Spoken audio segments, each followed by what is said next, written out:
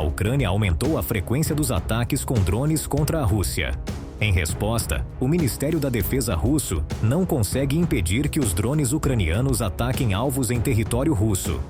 Apesar dos apelos de Kiev aos seus aliados ocidentais para que forneçam armas de longo alcance, seus próprios fabricantes de armamentos têm minado os objetivos críticos da Rússia, com ataques desenvolvidos internamente, capazes de atingir o território russo a longas distâncias, por terra, ar e mar. Na noite anterior, drones ucranianos atacaram uma instalação russa de produção de armas e material militar. O ataque ucraniano com drones teve como alvo uma instalação de defesa e um depósito de petróleo russos de importância crítica em Kaluga. Andrei Kovalenko, chefe do Centro de Combate à Desinformação do Conselho de Segurança Nacional e Defesa da Ucrânia, declarou que a planta Typhoon, uma instalação-chave do complexo militar industrial russo em Kaluga, foi supostamente alvo dos ataques com drones. Antes de continuar com detalhes, não se esqueça de se inscrever no canal, dar like, dar seus comentários. Vamos continuar. A planta é uma parte vital do complexo militar industrial russo, especializada em tecnologias de defesa avançadas. Em uma publicação em suas redes sociais oficiais, Kovalenko deu detalhes sobre o ataque à planta Typhoon na cidade de Kaluga. Segundo Kovalenko, a fábrica Typhoon é conhecida por produzir sistemas de comunicação, guerra eletrônica e equipamentos de radar. Ela fabrica componentes para sistemas de vigilância e pontaria usados em veículos militares. Também produz peças para sistemas de defesa antiaérea e complexos de aviação e mísseis, além de participar ativamente na manutenção e modernização de equipamentos usados pelas Forças Armadas Russas. A Typhoon também mantém e moderniza equipamentos em serviço no exército russo. Segundo fontes abertas, a planta desenvolve complexos sistemas radiotécnicos e conjuntos terrestres, alguns deles para a Marinha Russa, como informa o RBC Ucrânia. Um dos principais produtos da planta é o sistema de mísseis costeiros VAL-E. Aparentemente, a planta está sob sanções de países ocidentais. Enquanto continua a ofensiva dos militares russos na Ucrânia, outra notícia de Kaluga Neft Product enfureceu Putin. Os ataques com drones não só danificaram a fábrica Typhoon, mas também provocaram um incêndio no depósito de petróleo de Kaluga Neft Product. O ataque ucraniano afetou o depósito de petróleo Kaluneft Product. As autoridades locais afirmam que as forças de defesa antiaérea derrubaram 3 drones nos arredores da cidade, e os fragmentos caíram sobre uma das instalações industriais. O governador da região, Vladislav Shapcha, também confirmou o ataque, informando que as forças russas derrubaram 3 veículos aéreos não tripulados e que os fragmentos que caíram de partes de um dos drones provocaram um incêndio na fábrica. Posteriormente, o Ministério da Defesa russo informou que o sistema de defesa aérea destruiu e interceptou no total 23 UAVs ucranianos sobre as regiões russas durante a noite. Uma fonte ligada ao Serviço de Inteligência Militar da Ucrânia declarou ao jornal Kiev Independent em 25 de novembro que drones controlados pela agência atingiram um depósito de petróleo na cidade de Kaluga, no oeste da Rússia. Ela afirmou que as instalações petrolíferas de Kaluga Neft Product, usadas para apoiar a agressão russa contra a Ucrânia, foram atingidas por drones às 0h30 da madrugada do dia 25 de novembro, provocando um incêndio. O sucesso do ataque foi posteriormente confirmado pelo Estado-Maior das Forças Armadas da Ucrânia. A cidade de Kaluga, com cerca de 340 mil habitantes, está a aproximadamente 290 quilômetros ao norte da fronteira ucraniana. Vídeos compartilhados nas redes sociais locais mostram fogo e defesa aérea ativa na cidade. No entanto, segundo autoridades russas e ucranianas, Moscou lançou um ataque em grande escala com mísseis e drones por toda a Ucrânia no último fim de semana, enquanto uma instalação de produção militar russa foi atingida por um ataque com drones durante a noite. Andriy Kovalenko, funcionário do Conselho de Segurança Nacional e Defesa da Ucrânia, declarou no domingo que drones atacaram uma instalação de produção em Izhevsk, capital da República Russa de Udmurt. Ele não atribuiu diretamente o ataque a Kiev, enquanto a mídia ucraniana disse que a instalação atacada estava a mais de 800 milhas do território de Moscou. O Ministério da Defesa russo, por sua vez, disse que não ocorreram ataques durante a noite na região de Udmurt, enquanto a Ucrânia lançou ataques com drones nas fronteiras das regiões de Kursk, Briansk e Belgorod, seguidos de ataques com drones na região de Oriol e nos céus de Belgorod. O governador da região de Udmurt, Alexander Brechalov, disse em uma postagem em sua conta oficial nas redes sociais que um drone caiu contra uma fábrica, não especificada, em uma rua não especificada da cidade de Izhevsk. Brechalov disse que uma pessoa ficou ferida e foi hospitalizada, enquanto o restante do pessoal da planta foi evacuado. As janelas da fábrica estavam quebradas, mas não houve danos graves, afirmou o governador. A agência de notícias independente russa informou que drones atacaram a planta de defesa Kupol na cidade. Deveríamos ter pensado nisso antes, quando as fábricas estavam produzindo drones no meio da cidade, disse um residente anônimo à agência de notícias. A planta de defesa Kupol fabrica produtos que incluem sistemas russos de mísseis terra-ar de curto alcance, além de equipamentos para centrais nucleares, segundo informou anteriormente a agência estatal de notícias russa. A Rússia está produzindo o sistema de defesa aérea Tor no campo, além de radares e outras peças não especificadas, disse Kovalenko. O Tor tem sido amplamente utilizado na Ucrânia e em Kiev. Os movimentos da Ucrânia não só estão reduzindo os ativos militares russos, mas também estão prejudicando gravemente a indústria armamentista russa. As exportações de armas da Federação Russa, que já foi um dos maiores fornecedores de armas do mundo, despencaram. À sombra da invasão avassaladora da Ucrânia por Moscou e das subsequentes sanções globais, as exportações de armas da Rússia têm sido foco de atenção nos últimos dias. O que antes era um robusto setor de exportação de armas da Rússia está afundando devido às pressões da guerra contra a Ucrânia e a uma economia em dificuldades. A indústria armamentista e a capacidade exportadora da Rússia tem sido por muito tempo uma fonte de orgulho nacional, como afirmou o presidente russo Vladimir Putin. Mas, desde que lançou sua invasão em grande escala da Ucrânia, em fevereiro de 2022, a Rússia tem se mobilizado para atender a crescente demanda interna e continuar exportando armas. Segundo o Instituto Internacional de Estocolmo para a Pesquisa da Paz, as exportações de armas da Rússia diminuíram consideravelmente.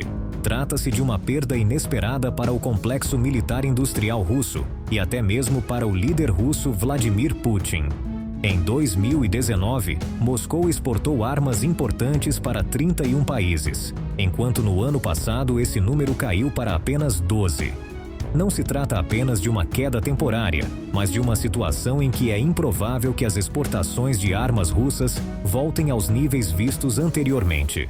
De acordo com os novos dados divulgados na véspera pelo Instituto Internacional de Estocolmo para a Pesquisa da Paz, o antigo robusto setor russo de exportação de armas está afundando em meio às pressões da guerra contra a Ucrânia e uma economia em dificuldades. As sanções ocidentais contra o Kremlin são uma das principais razões pelas quais alguns governos buscam comprar armas em outros lugares. O relatório diz que os 3 maiores compradores de armas fabricadas na Rússia entre 2019 e 2023 foram Índia, China e Egito. No entanto, houve uma grande queda na quantidade de equipamentos adquiridos por esses governos. As exportações de armas russas para a Índia caíram 34%, para a China caíram 39% e para o Egito caíram 54%. As exportações para a Argélia e Vietnã, terceiro e quarto maiores compradores da Rússia, entre 2014 e 2018, caíram 83% e 91%, respectivamente.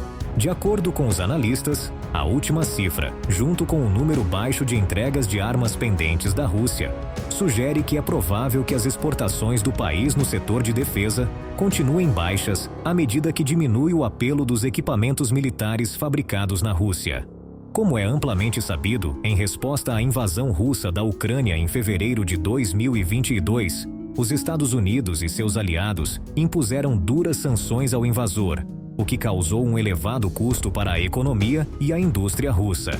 Esses controles incluem amplas sanções financeiras e restrições à exportação, que supostamente cortaram o acesso do país a insumos tecnológicos vitais, enfraqueceram sua base industrial e minaram seus objetivos estratégicos. Pode-se dizer que o fracasso na limitação da produção de defesa russa é inevitável. Uma década de sanções internacionais contra a indústria militar russa destacou sua dependência crítica de elementos ocidentais. A Rússia depende em grande parte do acesso a matérias-primas, máquinas, ferramentas e componentes para suas armas que adquire do exterior, principalmente dos Estados-membros da OTAN. O acesso da Rússia a materiais e componentes críticos de origem estrangeira foi praticamente restringido por completo pelas sanções. A guerra na Ucrânia, as sanções ocidentais e, consequentemente, a preocupação com a qualidade dos equipamentos russos e o desejo de desenvolver uma indústria de defesa nacional desempenharam um papel nessa mudança. A guerra na Ucrânia, por exemplo, revelou que o poder mítico das armas russas era um mito e afastou seus principais clientes estrangeiros. O desempenho ruim da tecnologia russa nos campos de batalha ucranianos não ajudou os vendedores da indústria militar. Os navios russos foram afundados repetidamente, os aviões abatidos e os sistemas de defesa antiaérea falharam. Os itens mais caros de Moscou não foram entregues.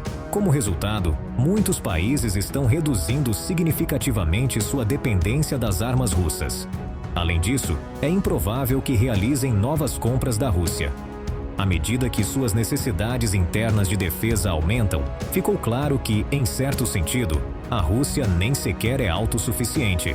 Vale lembrar que no ano passado, alguns países asiáticos insinuaram sua intenção de reduzir sua dependência armamentista da Rússia, em vez de diversificar seus canais de fornecimento ou fortalecer suas indústrias nacionais. A guerra tem sido uma luta lenta e sangrenta, em que a Rússia enfrentou sua enorme indústria militar e recursos humanos com o apoio importante, mas intermitente, do Ocidente à Ucrânia. Foram estabelecidas redes comerciais infames com China, Irã e Coreia do Norte. A contração das exportações deixou a indústria armamentista russa dependente da Ásia e da Oceania, que representaram 68% das exportações totais entre 2019 e 2023. Mas essas soluções não resolverão os problemas enfrentados pela indústria militar russa. Apoiado por Coreia do Norte, China, Irã, Bielorrússia, Cuba e Venezuela, e com a cooperação tácita de vários países neutros, o Kremlin está tentando esmagar a Ucrânia e abrir a porta para novas agressões na Europa. Dado que a Rússia atingiu seu ponto máximo em termos de produção militar, finanças, recursos humanos e guerra da informação, seus limitados sucessos podem ser revertidos se o Ocidente se comprometer com a vitória e com um apoio coerente, amplo e deliberado à independência e soberania da Ucrânia. Uma política decisiva poderia fazer a Rússia recuar, possivelmente já em 2025, e forçar suas elites a reconhecerem a inutilidade da guerra. Isso poderia levar à derrota estratégica da Rússia e possivelmente à transição do regime de Putin para uma governança mais realista em 2026 a 2027. Por outro lado, uma mudança importante nas transferências de armas é que a França superou a Rússia no ranking de exportadores de armas. Paris agora é o segundo maior exportador mundial de armas, com um aumento de 47% em suas vendas. Na atualização anual da Organização sobre a Indústria Armamentista, a Rússia caiu para a terceira posição entre os maiores exportadores de armas do mundo, atrás da França e dos Estados Unidos. É a primeira vez que a Rússia perde a segunda posição. À medida que os países europeus buscam armas para repor seus próprios arsenais ou para apoiar a Ucrânia, o continente experimentou um aumento significativo nas importações de armas, 94% a mais no último quinquênio do que em 2014 a 18. As compras aos Estados Unidos representaram 55% do aumento. Entre as armas que atualmente estão no topo da lista de desejos dos países estão os aviões de combate e os helicópteros. Foram feitos 800 pedidos ao redor do mundo. Também cresce o interesse por sistemas de defesa antiaérea e mísseis de longo alcance. Nos últimos 2 anos, no entanto, houve uma demanda muito maior por sistemas de defesa antiaérea na Europa, impulsionada pelo ataque russo com mísseis contra a Ucrânia. A guerra da Rússia contra a Ucrânia, que provavelmente causou mais de 500 mil de baixas, esgotou os recursos militares industriais de Moscou. O presidente Vladimir Putin colocou a economia russa em estado de guerra para enfrentar esse desafio, saqueando depósitos militares negligenciados por muito tempo e buscando novos fornecedores estrangeiros. A indústria russa interna e o comércio exterior foram limitados pelas sanções ocidentais. Embora Moscou tenha lançado uma ampla campanha para contornar as sanções, o acesso limitado à tecnologia ocidental enfraqueceu a produção de armas mais avançadas. O Kremlin até abandonou o famoso tanque T-14 Armata, por considerá-lo muito caro. A guerra na Ucrânia praticamente aniquilou a Rússia no comércio de armas. Além disso, o declínio da indústria militar russa na guerra que iniciou está forçando Moscou a uma guerra de baixa tecnologia e a operações abaixo do limiar. A Rússia agora é uma economia de guerra. As sanções internacionais e a dissuasão contra a agressão de Moscou devem ser igualmente bélicas se quisermos que a OTAN e seus aliados prevaleçam e que a Ucrânia tenha um futuro soberano.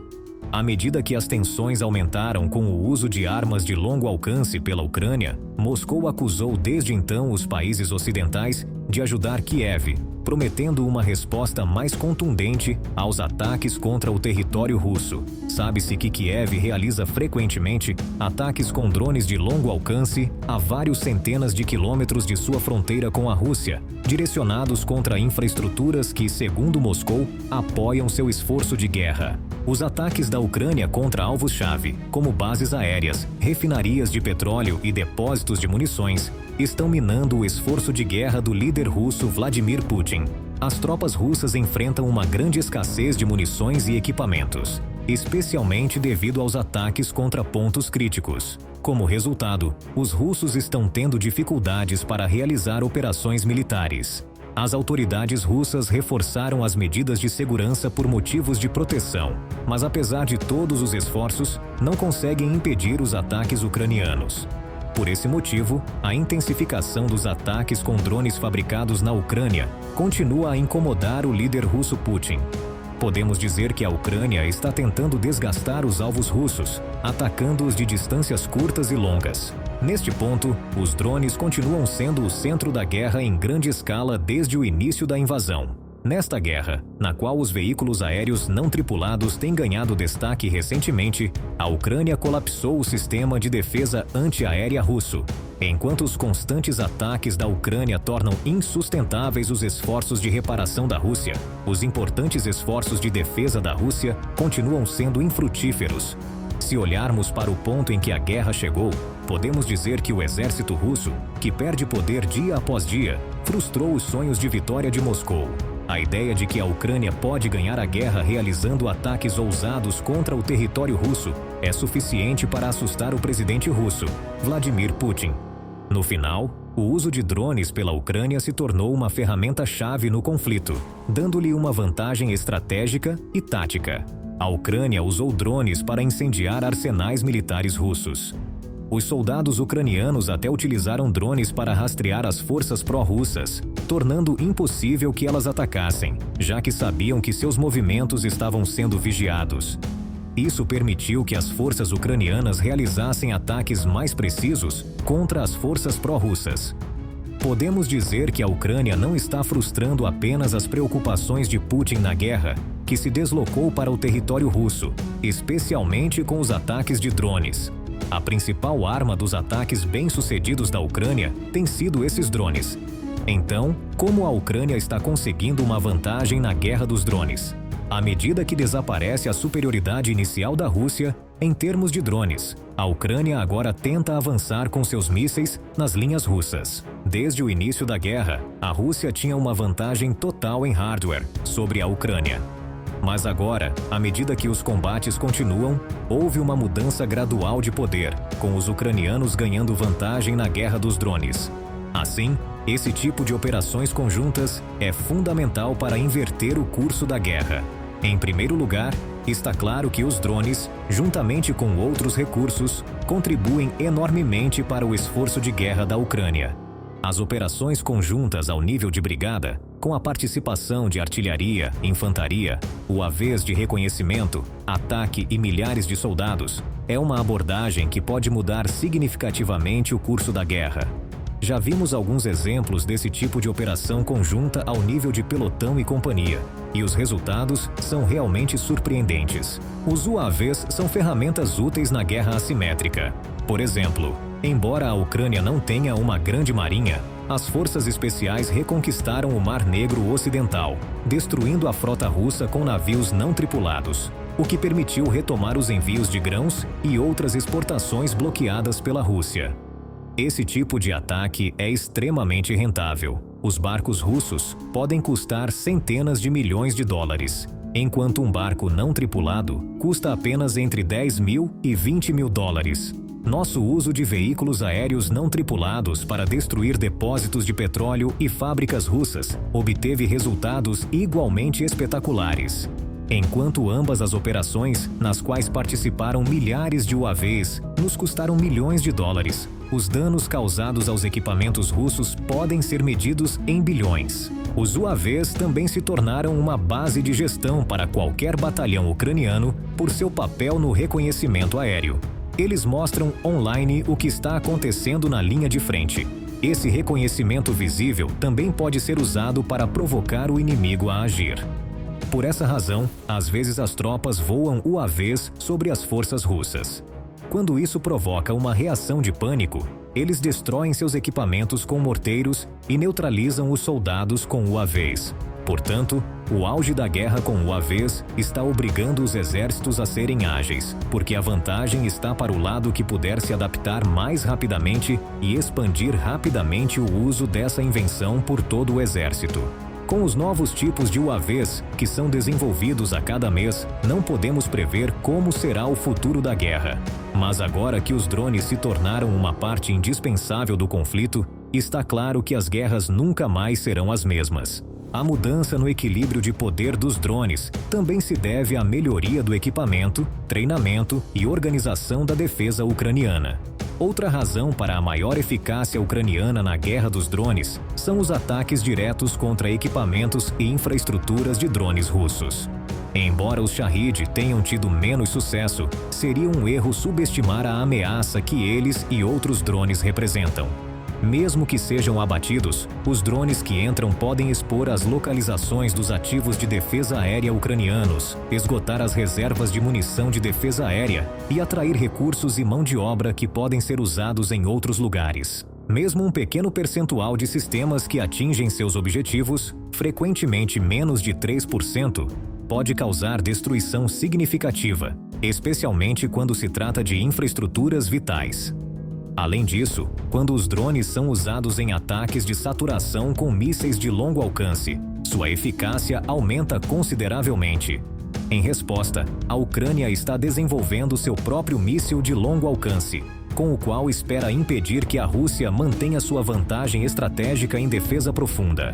Ele é chamado de Palianitsia, por um tipo de pão ucraniano e uma frase utilizada nas primeiras fases do conflito para delatar supostos espiões, devido à dificuldade de pronunciá-la, e foi aclamado pelo presidente Zelensky como uma nova classe. São conhecidos poucos detalhes devido ao sigilo, mas, segundo as informações, tem um alcance de quase 700 quilômetros, comparável ao ataque MS dos Estados Unidos, ou em ataques no território russo. Acredito que isso muda as regras do jogo, declarou Mikhail Fedorov, ministro de tecnologia ucraniano. Porque poderemos atacar onde a Rússia não espera hoje.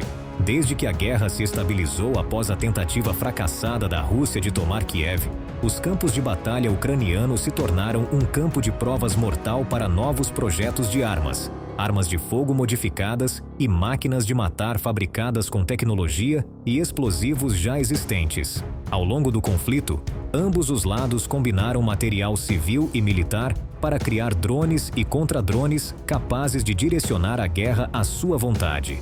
Em terra, mar e ar, estão sendo superados os limites da capacidade de design dos drones. Agora, à medida que o desenvolvimento do hardware militar avança na guerra, o sucesso no campo de batalha está se mostrando inestimável, e só o tempo dirá para onde a tecnologia militar nos levará.